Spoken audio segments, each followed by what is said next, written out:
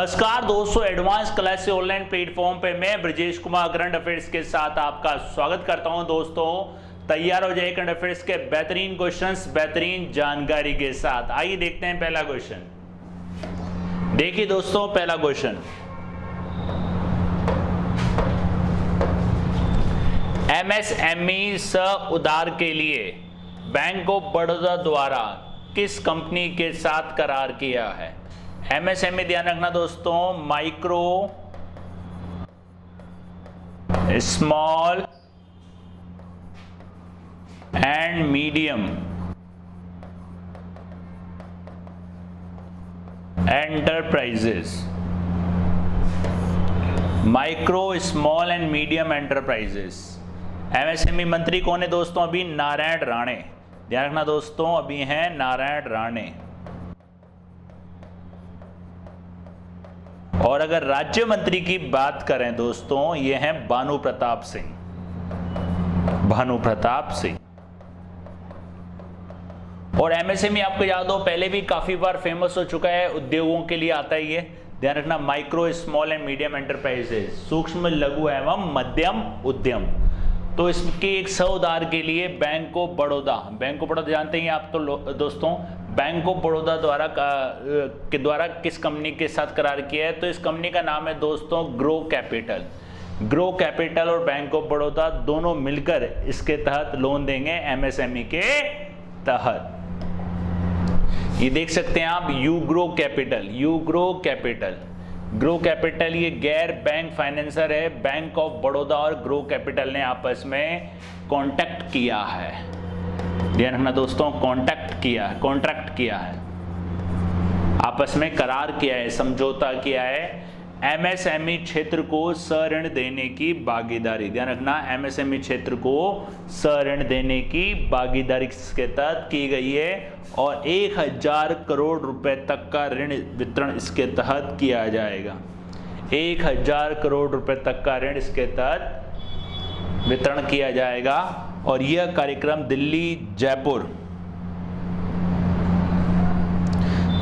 जयपुर अहमदाबाद, पुणे, मुंबई, बेंगलुरु आदि शहरों में शुरू होगा। लगभग 9 शहरों को चुना गया है। हाल फिलहाल ये 9 शहरों में शुरू होगा। लगभग 9 शहरों को इसके अंदर चुना गया है।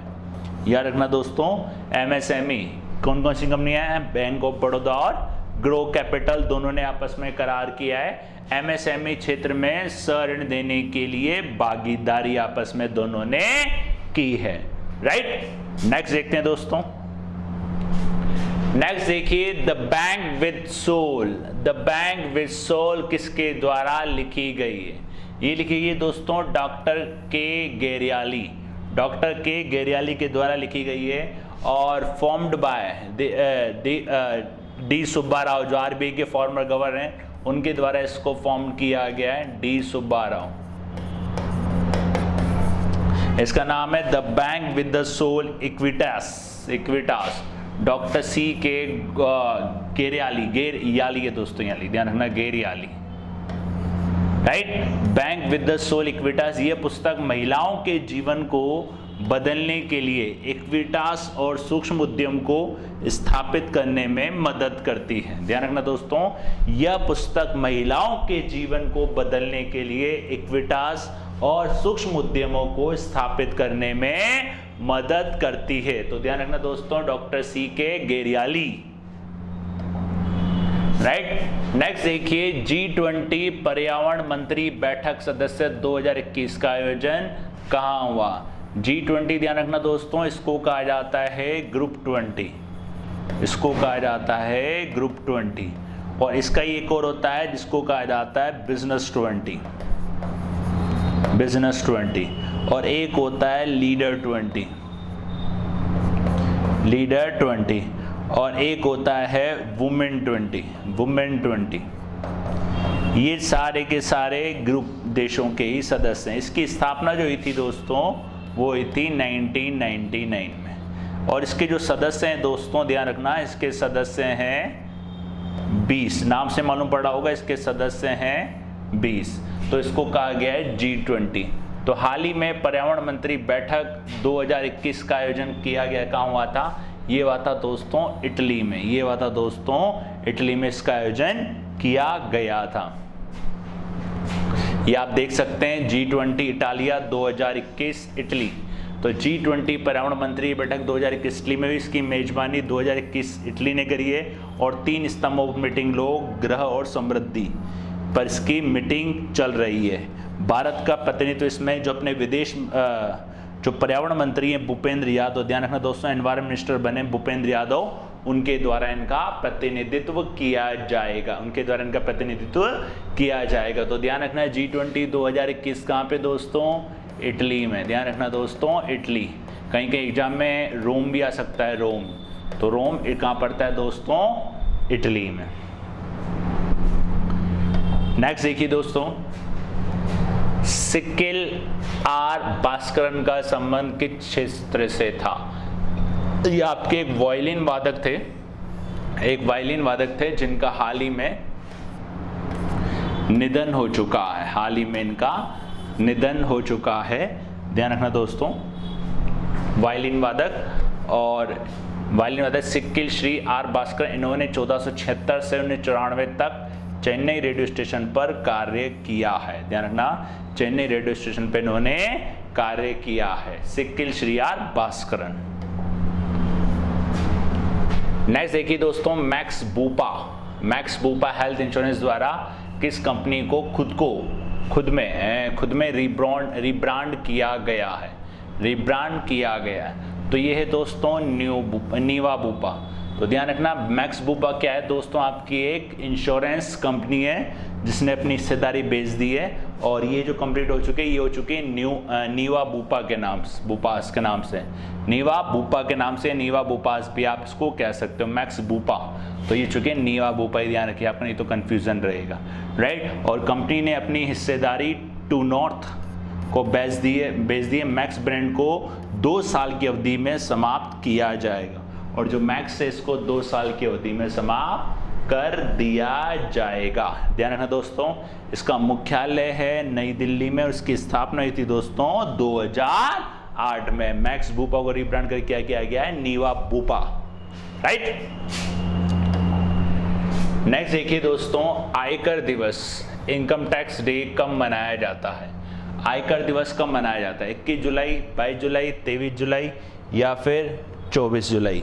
तो इनकम टैक्स आप जानते हैं दोस्तों किसके अंडर में आता है, CBDT, central board of direct tax, right. ये मनाया जाता है आपका 24 जुलाई को। ध्यान रखना दोस्तों, ये मनाया जाता है 24 जुलाई को ये मनाया जाता है। और इस साल 161वां, इस साल जो मनाया गया है दोस्तों, ये इस साल 161वां इनकम टैक्स दिवस मनाया गया है। 24 जुलाई 2021 को central board of direct tax, और ये आयकर दिवस है दोस्तों, 161वां आयकर दिवस मनाया जाएगा, 24 जुलाई को मनाया गया है। और सर जेम्स विलियम्स द्वारा 24 जुलाई 1980 को पहला आयकर पेश किया गया था। सर जेम्स विल्सन द्वारा 24 जुलाई 1980 को पहला आयकर पेश किया गया था और पहली बार ये 2010 में मनाया गया था, पहली बार ये 2010 में मनाया गया था, राइट। ध्यान रखना, पहली बार 2010 में ये मनाया गया था income tax day, right. Next देखिए दोस्तों, नेक्स्ट देखिए, भारत की सबसे उम्रदराज महिला कौन है। इनका हाल ही में निधन हो चुका है, इनका नाम है भागीरथी अम्मा। ध्यान रखना दोस्तों, भागीरथी अम्मा केरला की हैं, ये केरला की हैं और 107 वर्ष ये हैं दोस्तों, 107 वर्ष की, तो केरला में है ये, भारत की सबसे उम्रदराज महिला और इनका निधन हो चुका है। ध्यान रखना दोस्तों, इनका निधन हो चुका है, भागीरथी अम्मा, आयु इनकी 107 वर्ष और केरल की रहने वाली हैं। ध्यान रखना दोस्तों, यह केरल की रहने वाली हैं और नारी शक्ति पुरस्कार से इनको सम्मानित किया गया है, नारी शक्ति पुरस्कार से इनको सम्मानित किया गया है। ध्यान रखना दोस्तों, भागीरथी अम्मा, राइट। नेक्स्ट देखिए दोस्तों, दुनिया का पहला 3D प्रिंटेड स्टील पुल कहाँ बनाया गया है। दुनिया का पहला 3D प्रिंटेड स्टील पुल कहाँ बनाया गया है? लंदन, एम्स्टर्डम, लिवरपूल या न्यूयॉर्क? ये बनाया गया दोस्तों एम्स्टर्डम। एम्स्टर्डम किसकी राजधानी दोस्तों? नीदरलैंड की। ध्यान रखना दोस्तों, कहाँ पड़ता है ये? नीदरलैंड में। एम्स्टर्डम की इसकी राजधानी है, नीदरलैंड की राजधानी। ध्यान रखना, ये बनाया गया दोस्तों एम्स्टर्डम में। दुनिया का पहला 3D स्टील पुल ये डच रोबोटिक्स कंपनी द्वारा बनाया गया है। डच रोबोटिक्स कंपनी द्वारा बनाया गया है, कंपनी द्वारा ये विकसित है। और इसकी लंबाई दोस्तों 40 फीट और 6 टन स्टेनलेस स्टील संरचना इसके अंदर है। 6 टन स्टेनलेस स्टील संरचना इसके अंदर है। याद रखना दोस्तों, डच रोबोटिक्स कंपनी द्वारा कहाँ बनाया गया? एम्स्टर्डम। और एम्स्टर्डम किसकी राजधानी है दोस्तों? नीदरलैंड की। किसकी राजधानी है? नीदरलैंड की, राइट। नेक्स्ट देखते हैं टोक्यो ओलंपिक 2020। दोस्तों टोक्यो ओलंपिक, ध्यान रखना, हर एक के बारे में, हर एक टॉपिक ओलंपिक के बारे में आपको मैंने बताया है। इसके पूरे सॉन्ग्स, इसके थी, इसका समापन कौन करेगा, समापन 2000 को, इसके शुरुआत के 2000 सब आपको बनाया। पहला भारतीय पदक किसने जीता है? मीराबाई चानू ने। ध्यान रखना दोस्तों, ये है वेट लिफ्टर, बार तोलन, इनको कहा जाता है बार तोलन, वेट लिफ्टर। ये हैं वेट लिफ्टर बार तोलन, मीराबाई चानू। ध्यान रखना, ओलंपिक में पहला पदक जीता है। मीराबाई चानू ने ओलंपिक 2020 में पहली भारतीय ओलंपिक पदक जीता है। बारतोलन खिलाड़ी है ये। ध्यान रखना दोस्तों, ये है आपकी बारतोलन खिलाड़ी। ई हुई होई चीन, इन्होंने स्वर्ण पदक जीता है। और विंडी कैंटिका आयशा, इंडोनेशिया की, इन्होंने कांस्य पदक जीता है ओलंपिक के अंदर 2020 का होने दोस्तों, ये टोक्यो जापान में। नेक्स्ट देखिए किस आईआईटी द्वारा, ध्यान रखना, किस आईआईटी के द्वारा साइबर सुरक्षा खोजने के लिए प्रौद्योगिकी नवाचार केंद्र खोला गया है? यह है IIT Kanpur, Indian institute of technology Kanpur द्वारा ये खोला गया है। Indian institute of technology, IIT.